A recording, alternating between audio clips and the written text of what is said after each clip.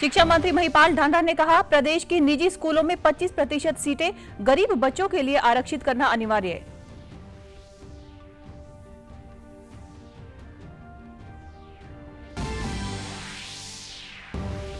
सरकारी स्कूलों में पढ़ने वाले बच्चों को 21 अप्रैल तक दी जाएंगी मुफ्त किताबें।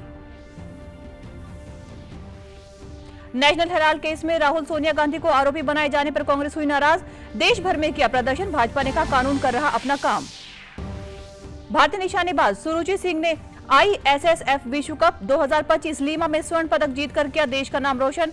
फाइनल में ओलंपिक पदक विजेता मनु भाकर को हराया।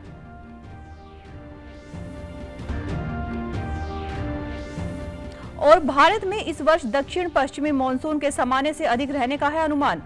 जून से सितंबर तक 105% वर्षा होने की जताई गई संभावना। नमस्कार, मैं हूं पायल। अब समाचार विस्तार से।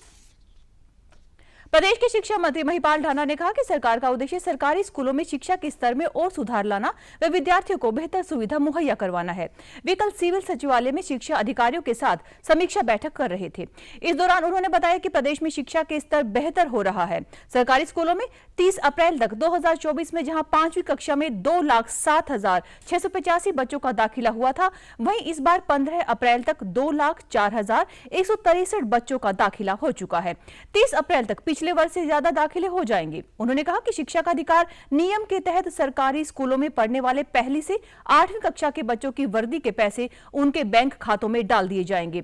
इन्हीं बच्चों को 21 अप्रैल तक मुफ्त किताबें दे दी जाएंगी। शिक्षा मंत्री ने कहा कि RTI के तहत हरियाणा में सभी मान्यता प्राप्त निजी स्कूलों में पहली कक्षा में 25% सीटों पर गरीब बच्चों को दाखिला देना अनिवार्य है। अभी तक 70% स्कूलों ने उज्ज्वल पोर्टल के माध्यम से बच्चों की सीटें तय की है। बाकी स्कूलों ने सीटें जल्द तय नहीं की तो उन पर कार्यवाही की जाएगी। शिक्षा विभाग के नियमों का पालन नहीं करने वाले स्कूलों की मान्यता भी रद्द की जा सकती है। उन्होंने यह भी कहा कि प्रदेश के सभी मान्यता प्राप्त स्कूल प्रबंधन विद्यार्थियों व उनके अभिभावकों को किसी एक दुकान से पाठ्य पुस्तकें, स्टेशनरी, स्कूल वर्दी खरीदने के लिए बाध्य नहीं कर सकते, न ही 5 साल से पहले स्कूल की वर्दी बदल सकते हैं। अभी तक शिक्षा विभाग के पोर्टल पर 40 और ईमेल के माध्यम से 57 शिकायतें की हैं। इनकी जांच की जा रही है।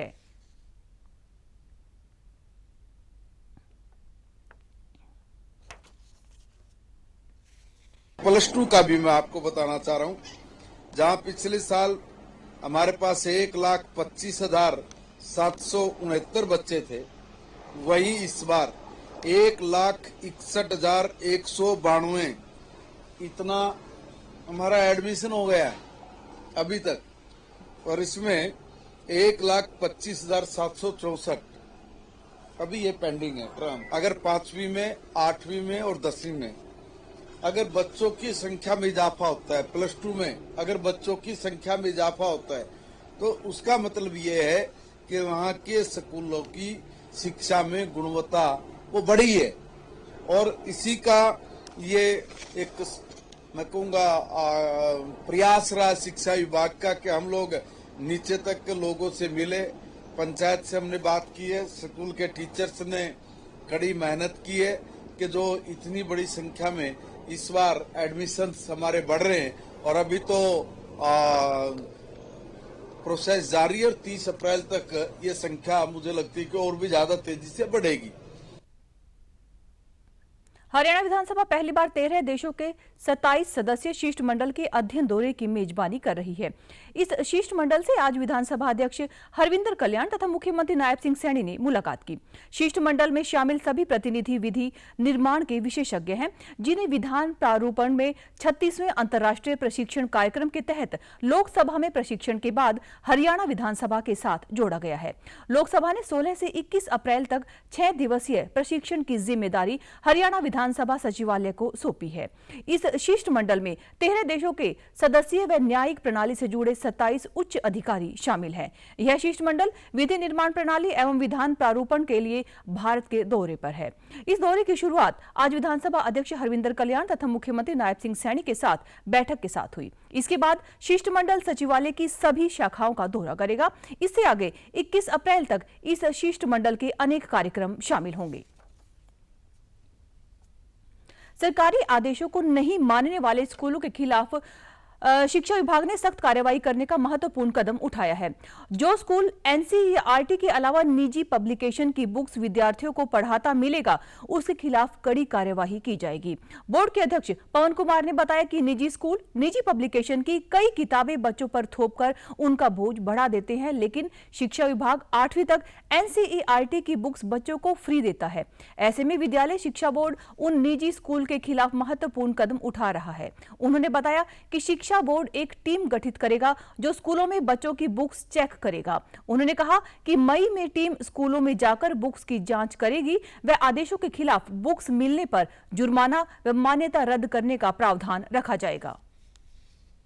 पब्लिकेशन या एक लिमिट से ज्यादा आर्थिक बोझ पेरेंट्स के ऊपर डले, ऐसा कोई मतलब बुक्स रिकमेंड करता है, कोई ऐसी एक शॉप रिकमेंड करता है, भाई फलां दुकान से आप बुक लेंगे, उसके ऊपर सख्त कार्रवाई की जाए। जहाँ तक बोर्ड के लेवल का सवाल है, जैसे ही अभी आने वाले टाइम में क्लासेस शुरू हो जाएंगी, हम बाकायदा फ्लाइंग कंस्टिट्यूट करके सभी प्राइवेट और सरकारी स्कूल्स में बच्चों की बुक्स चेक करवाएंगे और जिस किसी स्कूल में हमें प्राइवेट पब्लिकेशन या इस टाइप का पब्लिकेशन मिलता है जिसमें आर्थिक बोझ ज़्यादा पड़ा है पेरेंट्स पर, उस स्कूल के विरुद्ध सख्त कार्रवाई की जाएगी। ये मई के पहले सप्ताह में हम शुरू कर देंगे, क्योंकि अभी फिलहाल बोर्ड के सभी कर्मचारी और अधिकारी रिजल्ट कंपाइलेशन और रिजल्ट डिक्लेयर करने के जो प्रक्रिया है उसमें व्यस्त हैं। नेशनल हेराल्ड मामले में राहुल और सोनिया गांधी पर चार्जशीट दाखिल की गई है। वहीं जमीन घोटाले के मामले में गांधी परिवार के दामाद रॉबर्ट वाड्रा भी ईडी के शिकंजे में आते दिख रहे हैं। इन सब के खिलाफ कांग्रेस पार्टी ने आज देश भर में हल्ला बोल किया है। सोनिया और राहुल गांधी पर चार्जशीट दिल्ली के राउस एवेन्यू कोर्ट में दाखिल कर दी गई है, जिस पर 25 अप्रैल को सुनवाई होगी। करीब 2000 करोड़ रुपए के घोटाले से जुड़े इस मामले में गांधी परिवार अब सवालों के घेरे में है। इस मामले में ईडी राहुल और सोनिया गांधी से पहले ही पूछताछ कर चुकी है। उधर भाजपा ने कांग्रेस पर फिर से हमला बोल दिया है। वरिष्ठ नेता रविशंकर ने कहा कि कांग्रेस को धरना देने का पूरा अधिकार है, लेकिन जमीन तथा फंड लूटने का नहीं, क्योंकि कानून अपना काम कर रहा है।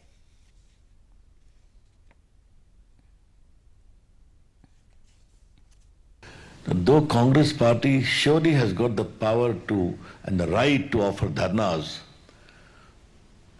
but it does not extend to misappropriating public property given by the government to National Herald. Sonia ji, Rahul Gandhi bail पर हैं। इन्होंने पूरी कार्रवाई को क्वाश करने के लिए हाई कोर्ट, सुप्रीम कोर्ट का दरवाजा खटखटाया और कोई राहत नहीं मिली। कानून अपना काम कर रहा है। The law is taking its own course. हम बीजेपी की ओर से सोनिया गांधी और राहुल गांधी और कांग्रेस पार्टी से सवाल पूछना चाहते हैं, क्या कानून को अपना काम नहीं करना चाहिए? फिर ये धरना, वेंडेटा, नरेंद्र मोदी जी की सरकार है, कानून को अपना काम करने देगी और कानून काम करेगा।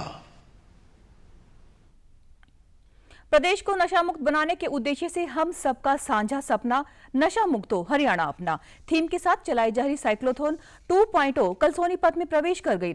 जिले की सीमा में पहुंचने पर सोनीपत के विधायक निखिल मदान, भाजपा के प्रदेश अध्यक्ष मोहन लाल बड़ोली और मेयर राजीव जैन ने इसका स्वागत किया।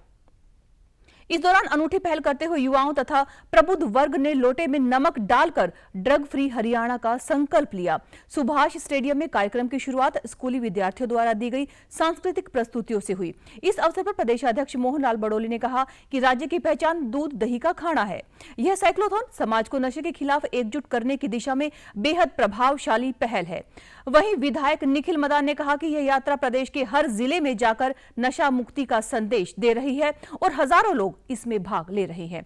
उन्होंने आशा जताई कि इस साइक्लोथॉन नशे के विरुद्ध लड़ाई में मील का पत्थर साबित होगी। उन्होंने कहा कि प्रदेश को नशा मुक्त करने के लिए प्रत्येक नागरिक को आगे आना होगा और सरकार की सार्थक मुहिम में आहुति डालते हुए नशा मुक्त हरियाणा बनाना होगा। उन्होंने कहा कि हम सबको मिलकर नशाखोरी को खत्म करने के लिए युवाओं को प्रेरित करना चाहिए।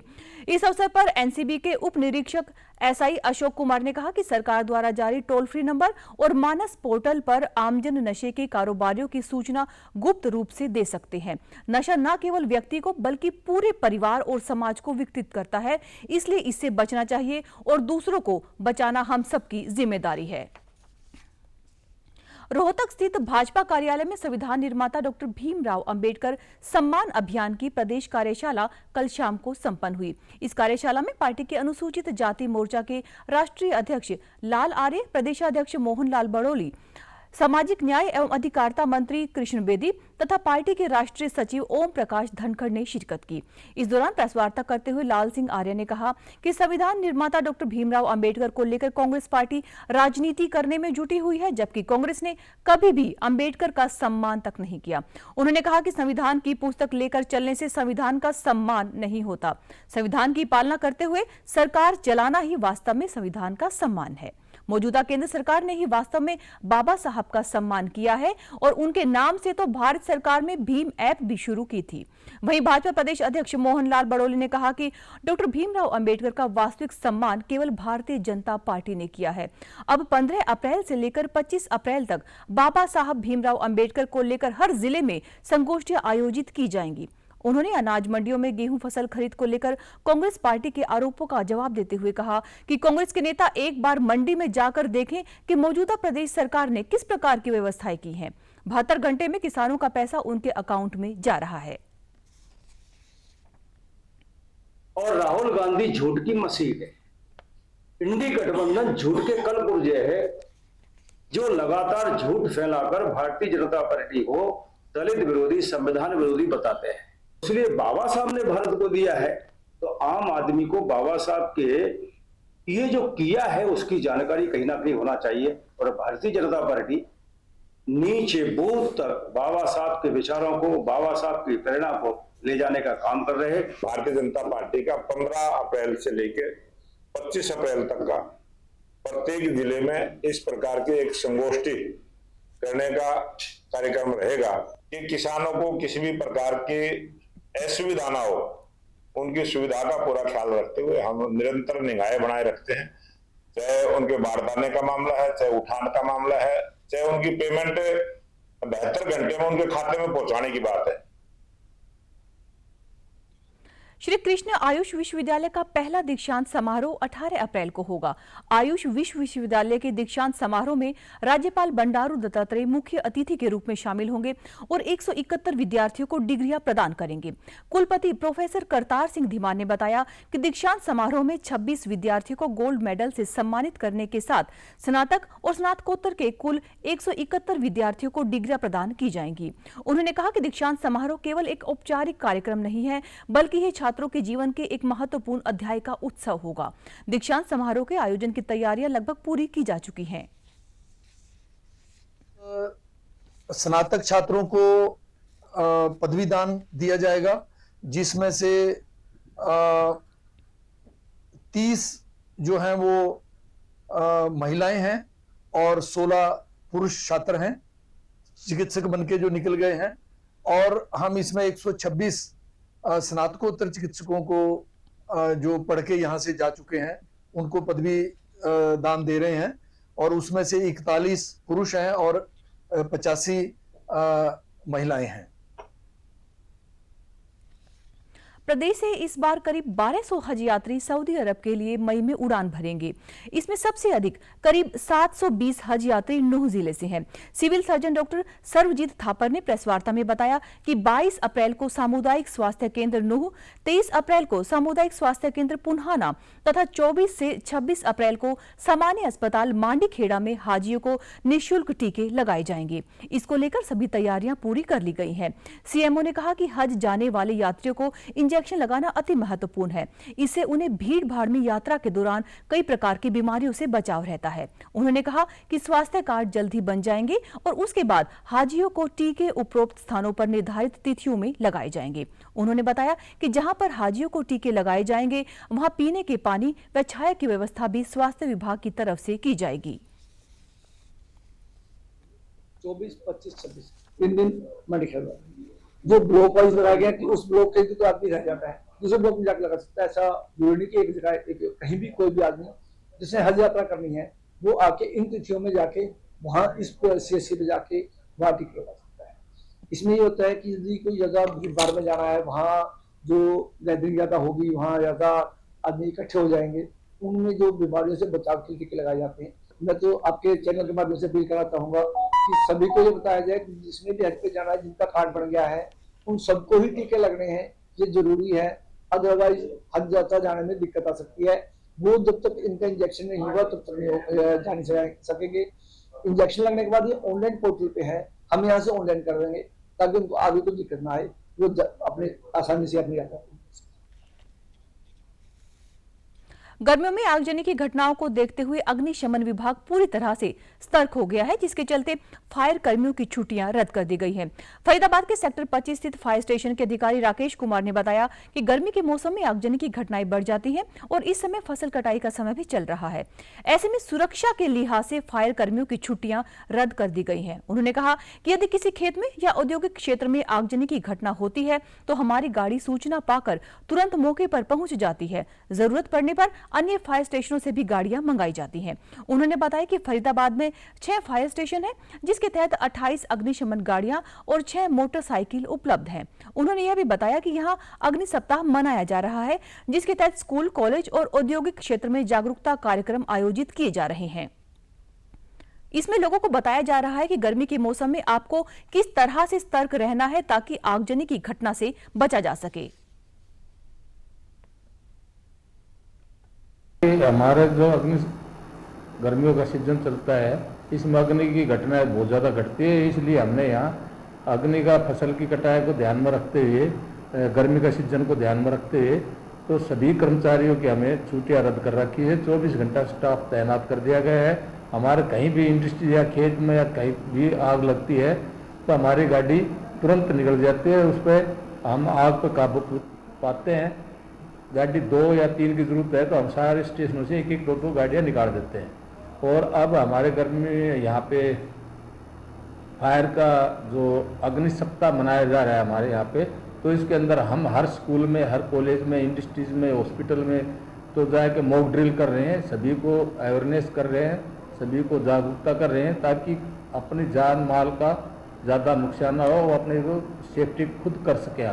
फरीदाबाद में कुल 6 स्टेशन है और इनमें मोटरसाइकिल 6 है और 28 हमारे पास गाड़ियाँ हैं।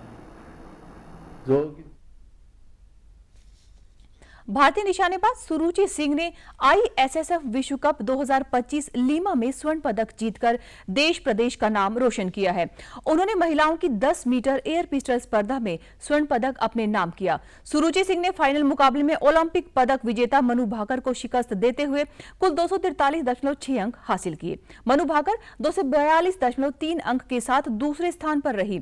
चीन की याओ कियान कुनसन ने तीसरा स्थान हासिल किया। सुरुचि भिवानी की गुरु द्रोणाचार्य शूटिंग अकेडमी में अभ्यास करती है। यह सुरुचि सिंह का विश्व कप में दूसरा स्वर्ण पदक है। उन्होंने पिछले ISSF विश्व कप में महिलाओं की 10 मीटर एयर पिस्टल शूटिंग स्पर्धा में भी स्वर्ण पदक अपने नाम किया था। पिछले साल नई दिल्ली में शूटिंग नेशनल्स में 7 स्वर्ण जीतने वाली सुरुचि ने ब्यूनस आयर्स में फाइनल में 244.6 का स्कोर बनाकर अपना पहला विश्व कप पदक जीता था। सुरुचि सिंह और सौरभ चौधरी ने 10 मीटर एयर पिस्टल मिश्रित टीम में कांस्य पदक भी जीता था। इसके बारे में सुरुचि सिंह के कोच सुरेश सिंह ने बताया कि सुरुचि ने 10 मीटर एयर पिस्टल की शूटर है, जो कि मूल रूप से झज्जर जिला की निवासी है। उन्होंने बताया कि पिछले साल देहरादून में हुए राष्ट्रीय खेलों में भी सुरुचि ने 2 गोल्ड मेडल हासिल किए थे। उन्होंने बताया कि फिलहाल सुरुचि विश्व कप के लिए अर्जेंटीना गई हुई है तथा इस चैंपियनशिप में उन्होंने 1 गोल्ड तथा 1 ब्रॉन्ज मेडल हासिल किया है। उन्होंने कहा कि सुरुचि अब पेरू में आयोजित विश्व स्तरीय प्रतियोगिता में हिस्सेदारी कर रही है, जिसका रात 2 बजे मैच है तथा उन्हें पूरा विश्वास है कि इस प्रतियोगिता में भी सुरुचि स्वर्ण पदक लेकर ही लौटेगी। उन्होंने कहा कि सुरुचि एक होनहार एवं प्रतिभाशाली खिलाड़ी है।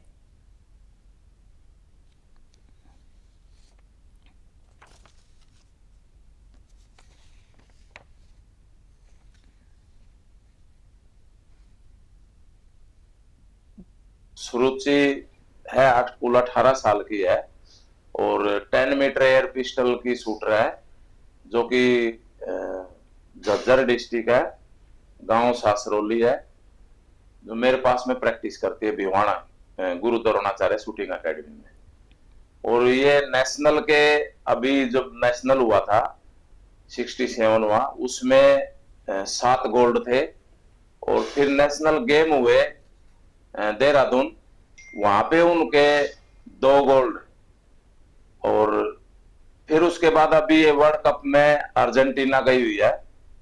अर्जेंटीना में 1 गोल्ड 1 ब्रॉन्ज लिया उन्होंने भी।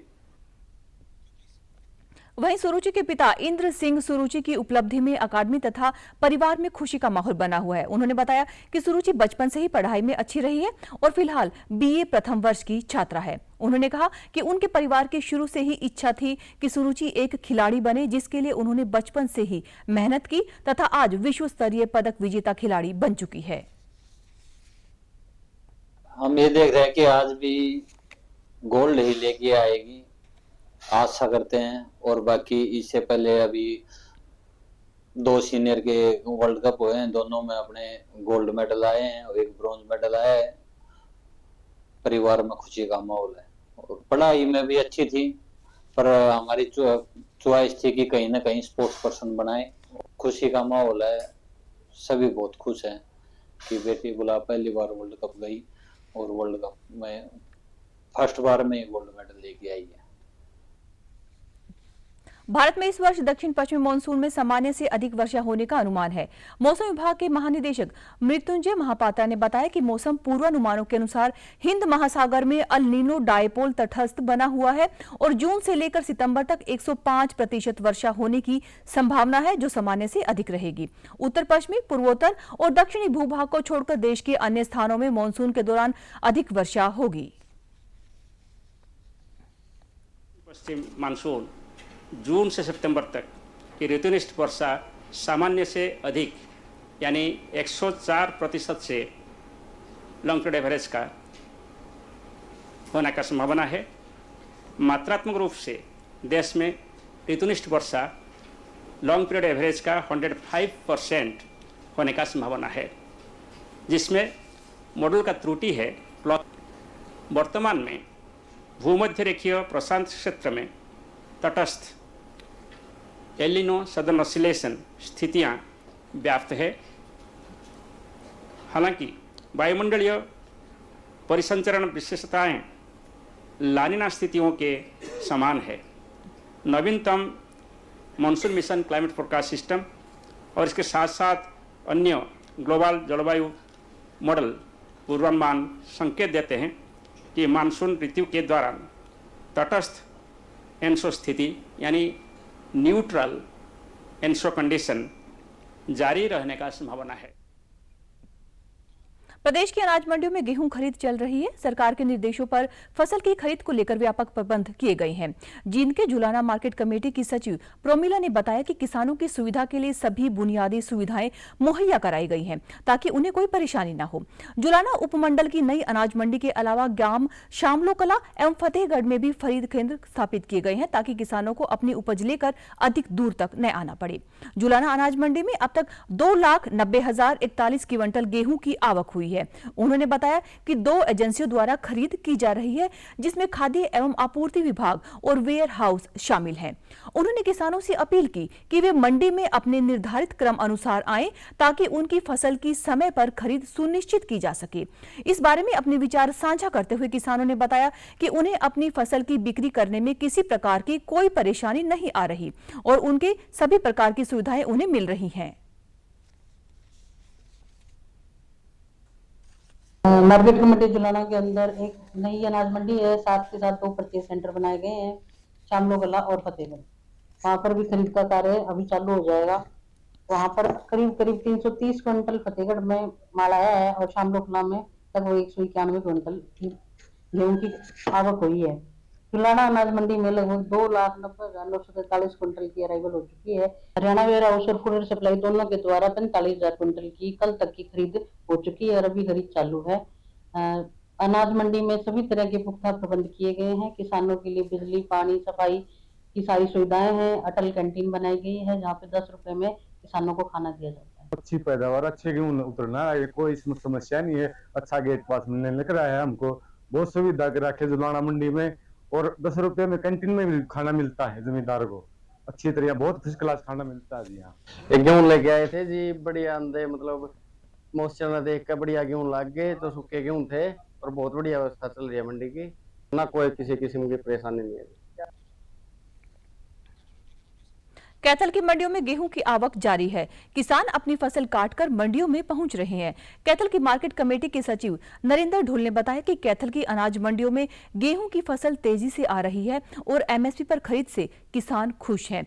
गेहूं आते ही बिक रही है और किसानों को किसी प्रकार की कोई दिक्कत नहीं है। उन्होंने कहा कि किसानों और व्यापारियों की सुविधा के लिए अच्छे प्रबंध किए हुए हैं। उन्होंने यह भी बताया कि पिछले वर्ष कैथल सर्कल की अनाज मंडियों में लगभग 17 लाख क्विंटल गेहूं की आवक हुई थी, लेकिन इस बार गेहूं के ज्यादा उत्पादन से अधिक गेहूं की आवक होने की संभावना है।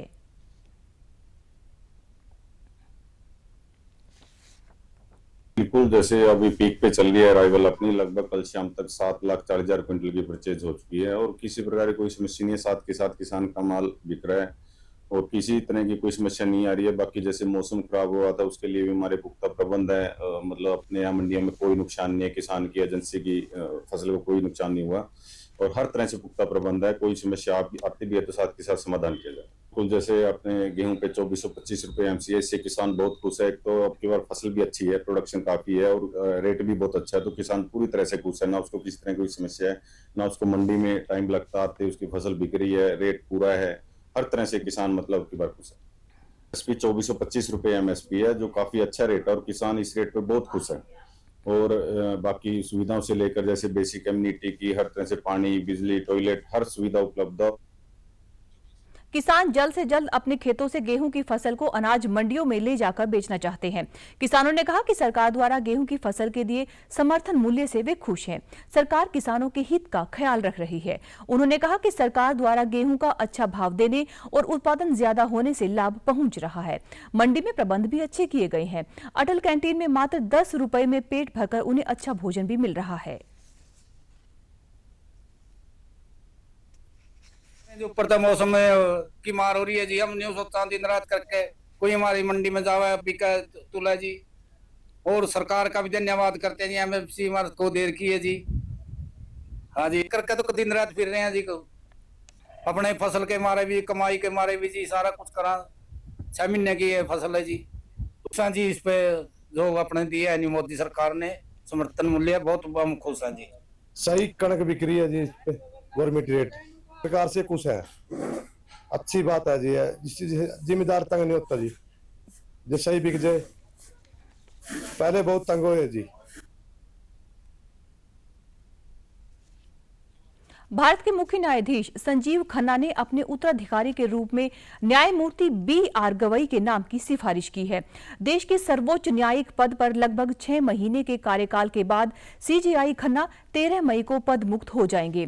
53वें CJI बनने की दौड़ में शामिल न्यायमूर्ति गवई का कार्यकाल 6 महीने से अधिक का होगा और वे 23 नवंबर 2025 को पद से मुक्त होंगे। CJI खन्ना ने केंद्र सरकार को पत्र लिखकर न्यायमूर्ति गवई के नाम की सिफारिश की है। न्यायमूर्ति गवई को 29 मई 2019 को सर्वोच्च न्यायालय के न्यायाधीश के रूप में पदोन्नत किया गया था। नवंबर 2003 में उन्हें बॉम्बे हाईकोर्ट के अतिरिक्त न्यायाधीश के रूप में नियुक्त किया गया और नवंबर 2005 में वे स्थायी न्यायाधीश बन गए। गर्मी के मौसम को देखते हुए विद्यालय शिक्षा निदेशालय ने लू से बचने के लिए एडवाइजरी जारी की है। शिक्षा अधिकारियों और स्कूलों के मुखिया को पत्र जारी कर आदेश दिए गए हैं कि रेड क्रॉस फंड से ORS पैकेट्स उपलब्ध करवाए जाएं। स्कूलों में खिड़कियों को रिफ्लेक्टर से ढककर रखने के भी निर्देश दिए गए हैं। निदेशालय ने कहा है कि किसी भी अवस्था में विद्यार्थियों को खुली धूप में नहीं बैठाया जाएगा। स्कूल परिसर में विद्यार्थियों के लिए साफ पेयजल की समुचित व्यवस्था सुनिश्चित की जानी चाहिए। सभी विद्यालयों में 3 बार पानी पीने के लिए घंटी बजाई जाए ताकि सभी विद्यार्थी समय पर सिर पर पानी ले सके और शरीर में पानी की मात्रा बरकरार रहे। जींद के राजकीय कन्या वरिष्ठ माध्यमिक विद्यालय के प्रधानाचार्य सुरेंद्र गौड़ ने बताया कि आदेश की पालना करते हुए विद्यालय में सभी प्रबंध पुख्ता कर दिए गए हैं और विद्यार्थियों को भी जागरूक किया गया है।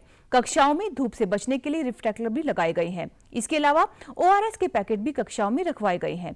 इस बारे में छात्राओं ने बताया कि उनके विद्यालय में वाटर कूलर लगे हुए हैं और पेयजल की कोई दिक्कत नहीं है।